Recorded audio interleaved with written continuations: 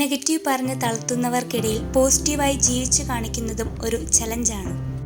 ആർക്കും ആരെയും പൂർണ്ണമായി മനസ്സിലാക്കാൻ പറ്റിയെന്ന് വരില്ല.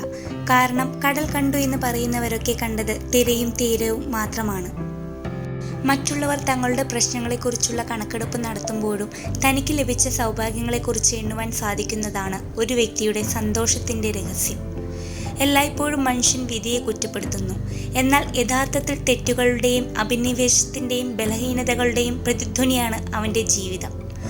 സന്തോഷം ഒളിച്ചിരിക്കുന്നത് വസ്തുവകളിലോ സ്വർണത്തിലോ അല്ല, ആത്മാവിലാണ് സന്തോഷം കുടികൊള്ളുന്നത്. കോപത്തോട് പോരാടാൻ പ്രയാസമാണ്, എന്നാൽ വിവേകമുള്ള മനുഷ്യൻ അതിനെ നിയന്ത്രണത്തിലാക്കുന്നു. നിങ്ങളുടെ എല്ലാ സ്വപ്നങ്ങളും നിങ്ങളുടെ ഭയത്തിൻ്റെ മറുവശത്ത് കാത്തിരിക്കുന്നു.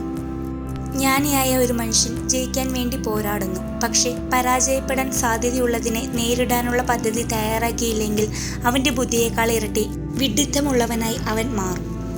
നേരത്തെ ഉറങ്ങുകയും രാവിലെ നേരത്തെ എഴുന്നേൽക്കുകയും ചെയ്യുന്നവരെക്കാൾ രാത്രി വൈകുവോളം ഉണർന്നിരിക്കുന്ന ആളുകൾക്ക് കൂടുതൽ ബുദ്ധിയുണ്ട് എന്ന് പഠനങ്ങൾ പറയുന്നു. എല്ലാവരിൽ നിന്നും ഒരു അകലം സ്ഥാപിക്കുന്നത് നല്ലതാണ്.